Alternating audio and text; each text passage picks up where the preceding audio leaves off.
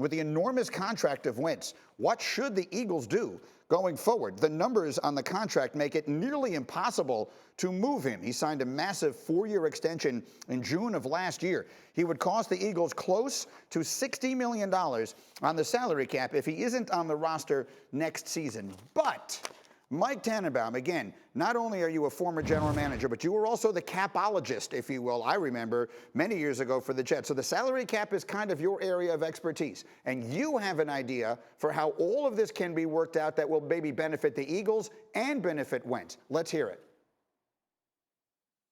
So right now, if Carson Wentz was traded as is before he earned a roster bonus, he would count $33.8 million on Philly's cap next year. However, under the rules, Greeny, if Carson Wentz wrote a check for $20 million before the end of the 2020 league year, the Eagles would get a credit next year, meaning he would only be $13,800,000 on their cap in 2021, which is a very reasonable number. At the same time, Carson Wentz could go take 2 visits. Presumably it would be to New England and, most importantly, the Indianapolis Colts, because Frank Reich's had him before. They've had a lot of success. He could take a physical and renegotiate a contract. The contract to me would be really easy. Keep paying Carson Wentz $32 million a year, which is what he was making, and have the Colts pay him a signing bonus of $20 million, so he is now made whole and he keeps on going on his contract. If I'm the Colts, or the Patriots in that matter, I'm paying roughly $38 million a year, which is $32 million a year for 3 years, plus the $20 million, which is high, but still less than Deshaun Watson. And then in terms of the trade compensation for the Eagles, to me, it would be a second-round pick in 2021. And if the new team, the Colts or the Patriots, make the playoffs during the 21 season, then the Eagles will get an additional second-round pick in 2022. So if I'm Philadelphia, I have a very manageable dead money of 13.8. I have the potential of getting 2 second-round picks for a player that, let's face it, needs a fresh start, and you still have Jalen Hurts.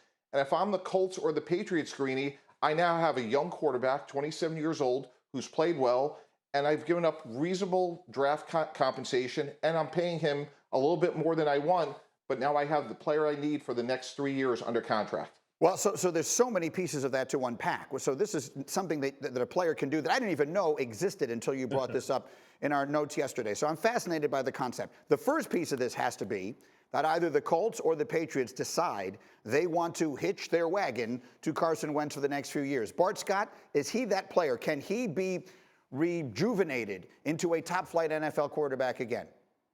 I think he absolutely can. You think about he's 27 years old. At one point, he was an MVP candidate before he got injured. But the problem with him is he's been hit so much.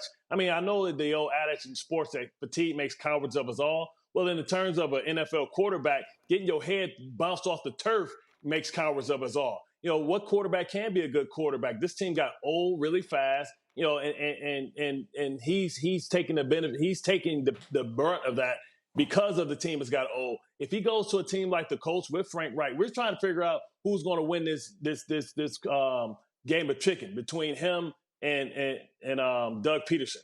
You think about Doug Peterson. I think the bloom is kind of falling off of Doug Peterson. Doug Peterson is, you know, let's see what he is without DiFilippo. Let's see what he is without Frank Reich.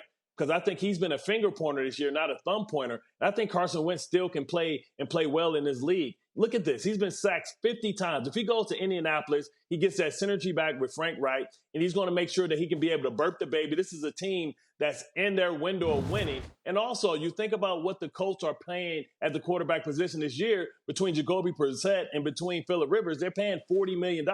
So I think this is a bit of a discount, and you get a guy that's built in the same, I believe, makeup of Andrew Luck, a player that they lost.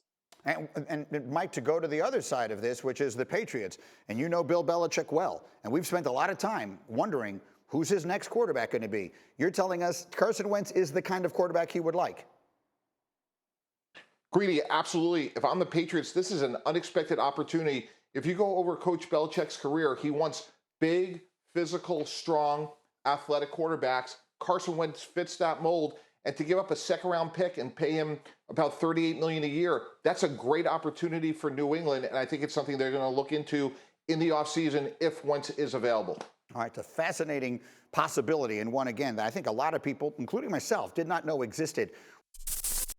Thank you for watching ESPN on YouTube. For live streaming sports and premium content, subscribe to ESPN+.